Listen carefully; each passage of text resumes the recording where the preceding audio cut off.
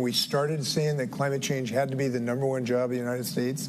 I felt very good saying that the first days of my campaign.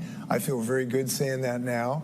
And the reason is this has just become more urgent. 1 billion tons of ice melted in Greenland the other day. But we also have had so many people I've met who are inspiring, who want us to act, who've helped me. We had 130,000 people help me in this campaign. But it's become clear that I'm not going to be carrying the ball. I'm not going to be the president, so I'm withdrawing tonight from the race. Jay Inslee is the latest Democratic presidential candidate to end their bid for the White House. The 68-year-old says he'll instead seek a third term as Washington state's governor next fall. Inslee had met the 130,000 donor benchmark for September's Democratic debates, but appeared unlikely to reach the polling threshold by the August 28th deadline. In an email to supporters last night, Inslee promised he would keep fighting for his #1 campaign issue, tackling climate change. Joining me now from Washington is Eliza Collins. She's a politics reporter for the Wall Street Journal. Thanks so much for joining us, Eliza. In this crowded Democratic field, Jay Inslee was not able to get any real traction. What do you think contributed to that?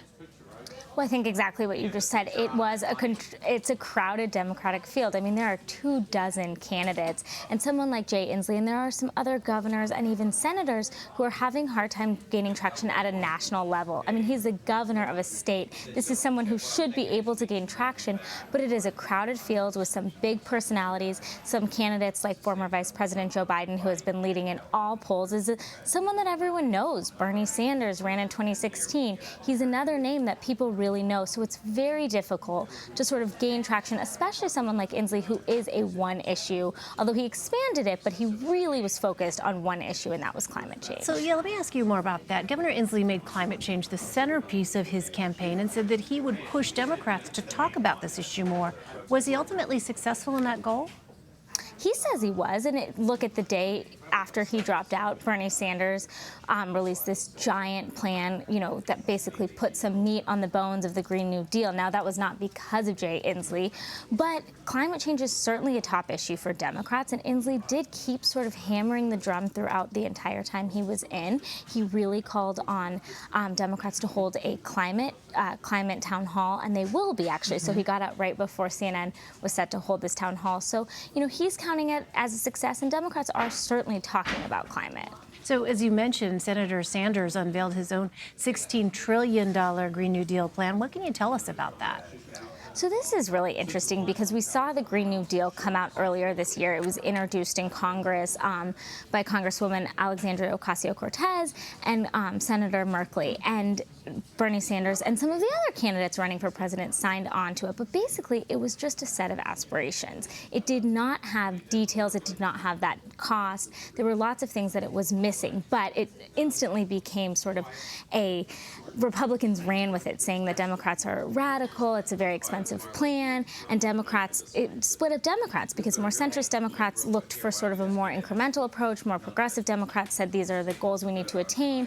Sanders has always supported it, but this was the first time he basically laid out how exactly he would get there. It's over $16 trillion. It included taxing the wealthy, corporations, cuts to the military.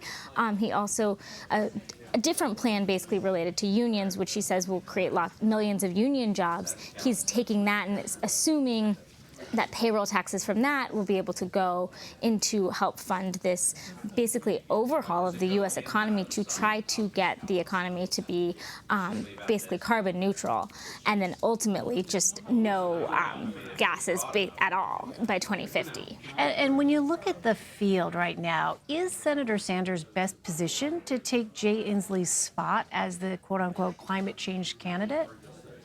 Well, some progressives are saying that, though there are other candidates who have released, climate plans of their own. Joe Biden was criticized by Inslee, but he came out with his own plan. Lots of candidates are saying that this is an important issue to combat. A handful of candidates have signed on to, in the Senate, have signed on to that Green New Deal. So Sanders is certainly not the only one talking about it. It's just interesting timing with him coming out with this big plan the day after Inslee, got out of the race. And it is ambitious. It's something that Inslee probably would be more aligned with something that's like what Sanders proposed than someone like Biden. Yeah, the timing really is interesting, coincidental to say the least. Well, Inslee is the second governor or former governor to drop out of the race following former Colorado Governor John Hickenlooper. Meantime, we've seen candidates like Andrew Yang and Marianne Williamson with no political experience hold on in the race. Why are the governors struggling? I said this earlier, but there is something about, you can definitely have appeal in a state, but doesn't necessarily mean you have appeal nationally. Also, Hickenlooper and Steve Bullock, who is still in the race, who's the governor of Montana, they're both a little bit more moderate candidates at a time that the Democratic Party has certainly lurched leftward.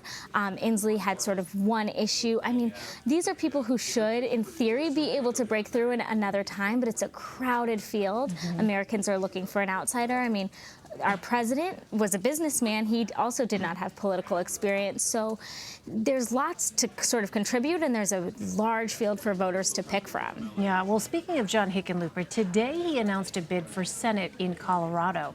What challenges is he likely to face?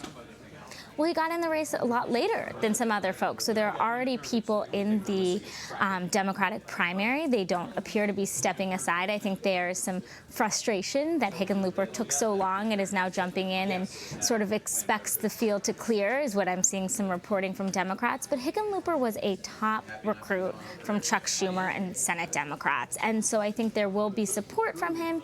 He is also able to transfer some of that money that he got running for president into his Senate account, which will certainly help. And he now has broadened his appeal. I mean, he was governor of Colorado, so he already has one statewide, which will certainly help. But he has to go through a Democratic primary. Some folks who have already been advertising, who have been on the ground longer than he has. Yeah, we'll watch to see what happens there. Finally, former Illinois congressman and conservative talk show host Joe Walsh is reportedly planning to launch a campaign against President Trump for the Republican nomination.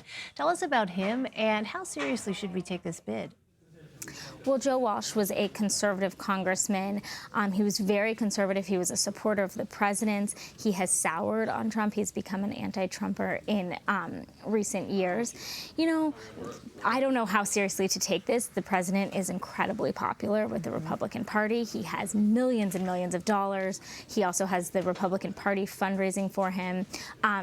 Joe Walsh is a relative no-name compared. He was a one-term congressman. He was a talk show host, but he was very conservative, so it might be hard for him to appeal to sort of some of those moderate voters who may be turned off by the president, but looking for someone that appeals more to what they identify with, whereas Joe Walsh has been conservative. He has used some of the same rhetoric as the president in the past. Yeah, and so we'll see. It'll be fascinating to watch how, in fact, he does try to position himself moving forward here. All right, Eliza Collins in Washington for us. Eliza, thank you very much.